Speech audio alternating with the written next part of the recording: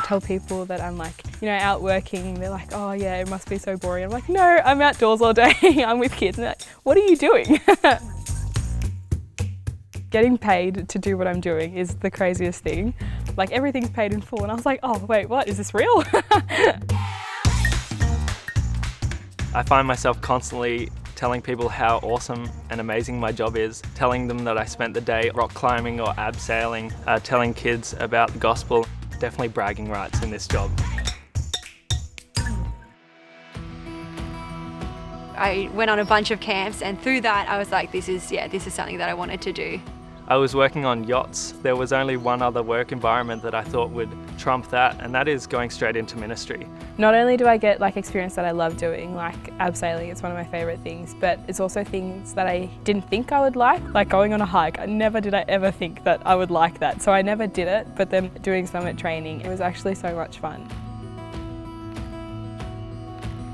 To get trained and equipped in all of these different skills is amazing. We really look to seize the opportunity wherever we can find it to be sharing the gospel with the thousands of campers who come every year. Even in terms of Bible ministry, they teach you to look past just the basic Bible answers, but actually interact with the kid and know what they're going through. You're not just thrown into the deep end. You're never alone. There's the rest of the team that's there to help you, and if you're unsure, you can go ask your leaders, your mentors. There's always someone to go to.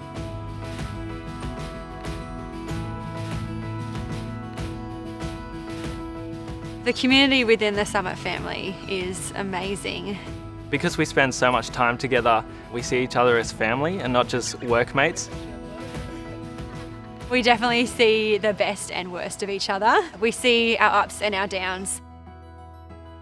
You could be on the first day of camp where everyone's so excited to lead kids, or you could be on the last day of camp and you see people who are sleep deprived, and you really learn how to live with people and work with people in that sense. I've known that ministry would be quite difficult. There are definitely times where I have run out of energy and just kind of felt like I can't do it. And it's just pushed me as a person to see the extent of which I go. And it's not something that I really saw coming. The lifestyle of ministry is tough, it has its challenges. We do work long hours. However, my mentor really helps me to think through and process through those challenges, focusing more of why I'm part of the team and why I do what I do.